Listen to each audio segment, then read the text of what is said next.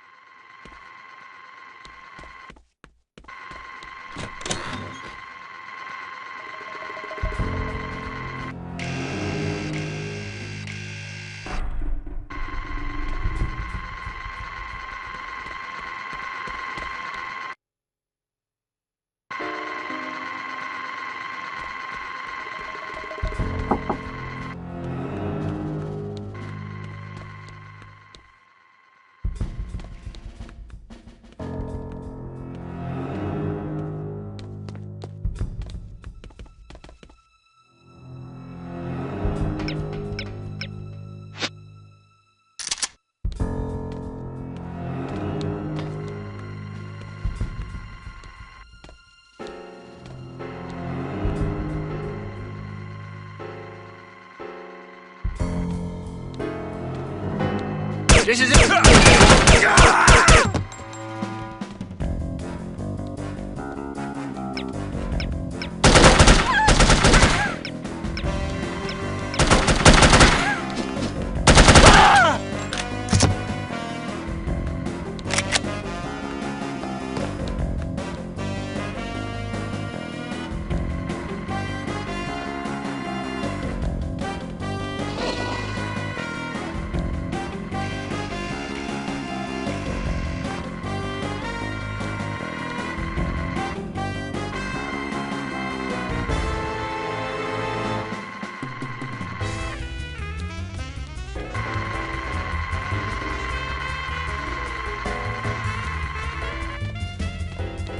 All these bullets whizzing by will...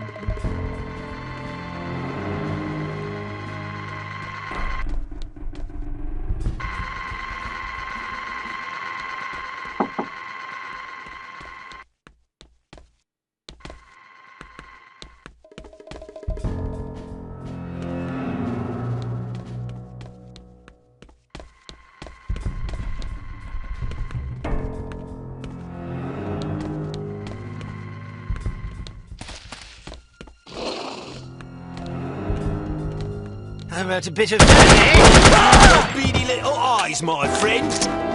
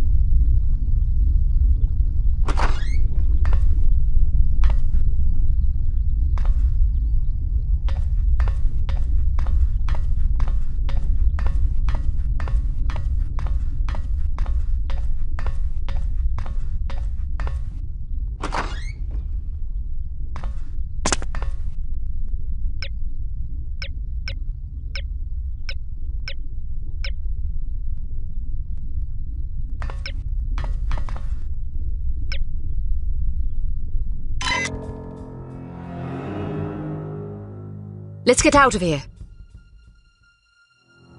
What's wrong? Volkov. Once again, I find myself aiming a pistol at someone you care about. Drop your gun. How do I know you won't shoot him? You don't. But you can be sure that I will shoot him, unless you do as I say. Don't listen to him, Archer. I realize you are American, and therefore feel entitled to speak your mind whenever you please. But you are also at gunpoint, and very likely to be shot if you don't shut up! Go to hell. What did you say? Nothing. I heard you. Tell me what you said. I thought you wanted me to shut up. Now you want me to talk? Make up your damn mind. You are testing my patience.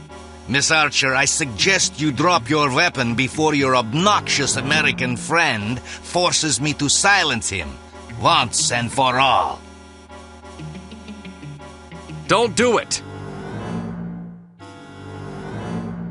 Get out of here now. Here. Give Tom. yourself up! Go. Go.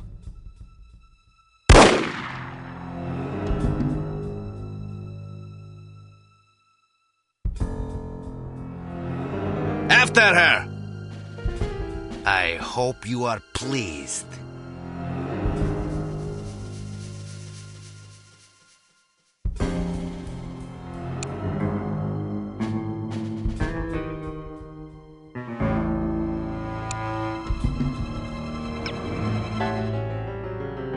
A bittersweet success, to be sure, but a success nonetheless. Recovering from Agent Goodman's death will be no easy task, but you can be sure harm won't sit idly by while you grieve. The information you recovered from the headquarters of Dumas Industrial Enterprises may prove to be the break you've needed. Report to the War Room for a full briefing.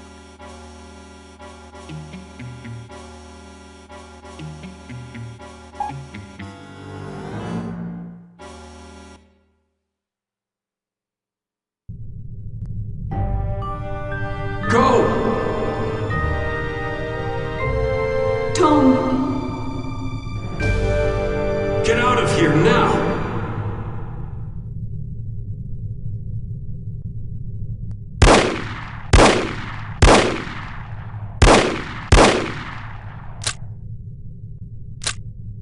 Agent Kate Archer, please report to the War Room. Thank you.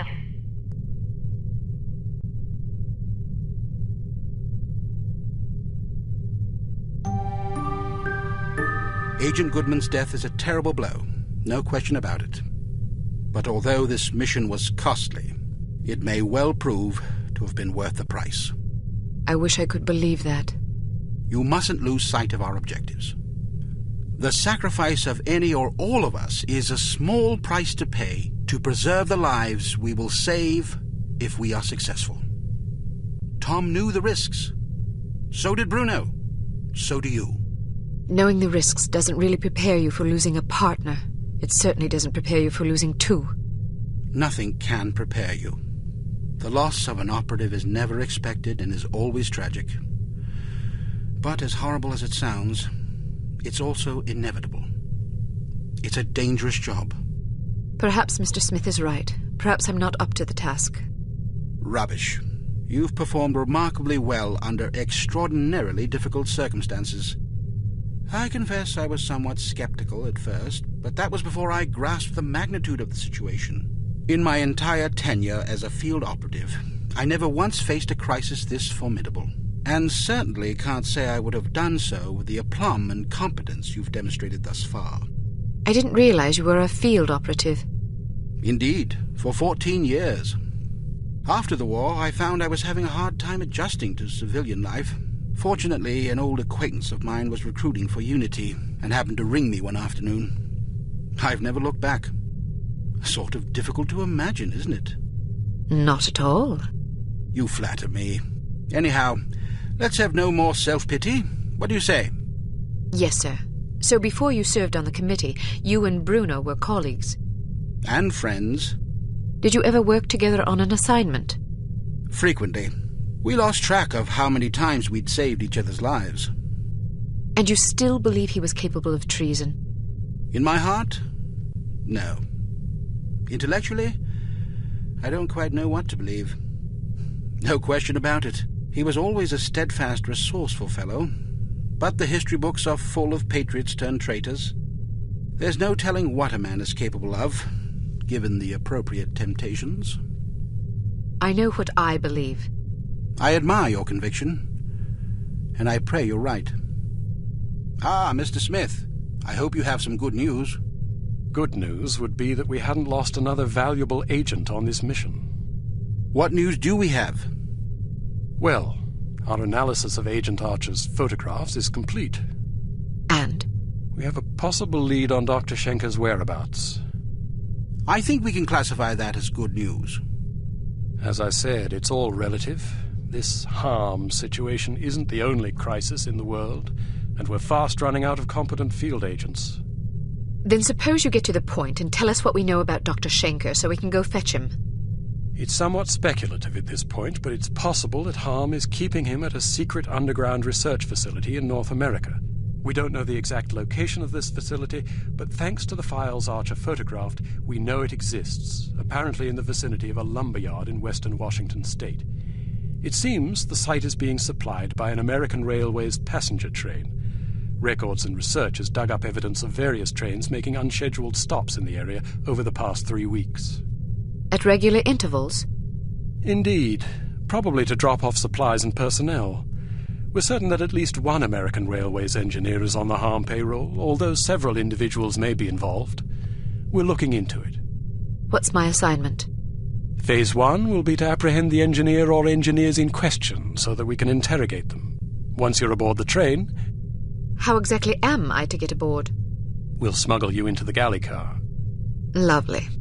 Anyhow, once you're aboard, you will meet with a contact who will tell you precisely whom you'll need to detain. It is safe to presume that other Harm personnel will be aboard the train, so subtlety is advisable. Needless to say, seizing the conspirators will prevent the train from making its stop, so you'll have to be sure to detrain at the appropriate time. Well, after falling out of an airplane, I suppose jumping off a moving train can't be that bad. That won't be necessary. Once your objectives are complete, you must head for the caboose and detach it when you're near the lumberyard. We'll have an agent in place to switch the track and reroute you to an unused depot behind the lumberyard. This area is not likely to be heavily guarded, so you shouldn't have much difficulty getting through. If all goes according to plan, you will rendezvous with another undercover agent who will, we hope, have information that should help you locate the underground base. Then I grab Dr. Schenker and get the hell out. Precisely. We'll have a helicopter nearby awaiting your signal. Your flight departs in 1 hour, so if you need to stop by the toy shop, now's the time. Understood. Thank you for putting things in perspective for me, sir. I promise you I will do everything in my power to destroy Harm. Archer? Sir? Don't let anger cloud your judgment. Revenge is an understandable impulse, but it is also a contemptible one. Our job is not to avenge, but to protect. I can't just shut off my feelings like a tap. No, but you can bridle them and use them to fuel your resolve. Destroy Harm, but do it to save innocent lives, not to retaliate for those already lost. The moment you give in to wrath, you become as reprehensible as the monsters we're hunting. Clearly, we are all called upon to take lives from time to time, but we must neither relish it nor agonize over it. It is a duty, plain and simple. Not a pleasant one, but often a necessary one. I'll do my best, sir. I have absolute confidence that you will. There was one more thing, although I'm not sure how important it is. According to one of the documents Archer photographed, it seems the Baron's wife changed her surname some time ago. Really? So her maiden name isn't McLean? It's Farnsworth. Felicity Farnsworth? Are you quite sure? Positive. Do you know of her? Aye, that I do. When she was 8 years old, her father, a wealthy banker, was involved in a nasty public scandal involving unmentionable acts with a 12-year-old boy. How dreadful. Mr. Farnsworth committed suicide shortly thereafter. Felicity and her mother, by all accounts a vapid socialite, were ruthlessly ostracized by their peers. Guilt by association, presumably. Furthermore, rather than inheriting the fortune she expected, Mrs. Farnsworth discovered that her late husband had left the family in inescapable debt. She went quite mad. Several days after being institutionalized, she hung herself. My word, that poor child. Felicity fell into the custody of an elderly aunt whose lifestyle was apparently rather more severe than she was accustomed to. About a year later, the aunt took a fatal tumble down the stairs. Foul play? No mention was ever made. What happened to the girl? She ended up with a foster family where she remained until she was 14. One night she went out her bedroom window and was never seen again. Or at least no one recognized her. Astonishing. Where did you learn so much about her? I studied her. Come again? I believe I first read about her in a gossip column. I was intrigued by the similarities in our background, so I dug deeper. What similarities? Well, we both came from wealthy families. We were both orphaned at a relatively early age. Our fathers both killed themselves, although for very different reasons. We were both plunged into undesirable circumstances and resorted to rather desperate measures to survive. I found it quite uncanny at the time, although in retrospect I think we had less in common than I once believed. Adversity is the truest test of character. The strong are strengthened by it, the weak made weaker. It sounds like this Baroness didn't have the wherewithal to cope with her misfortunes. It's a common trend among terrorists and bullies that they imagine themselves persecuted by fate and therefore feel justified in harming others. You're frothing. Sorry, I get carried away. She's involved somehow. The Baroness? Upon what unimpeachable evidence are you basing that supposition? I just have a feeling. Ah, then the case is as good as closed. I don't expect you to believe me, but I'll count on you to say something smug if I'm right. It's virtually guaranteed. I'm not smug. Acerbic, perhaps, maybe even sardonic, but not smug. Okay, sure. Whatever you need to tell yourself. I have to agree with her, Smith. Don't either of you have work to do? Aye, sir. Off I go. Good luck.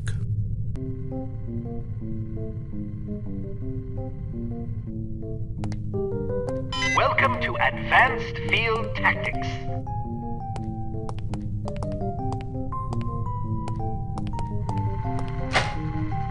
We've a new perfume for you. This one's a real scorcher.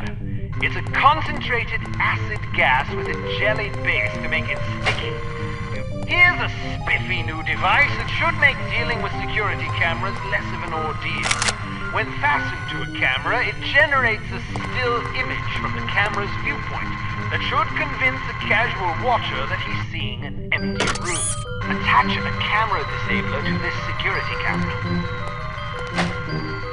Excellent.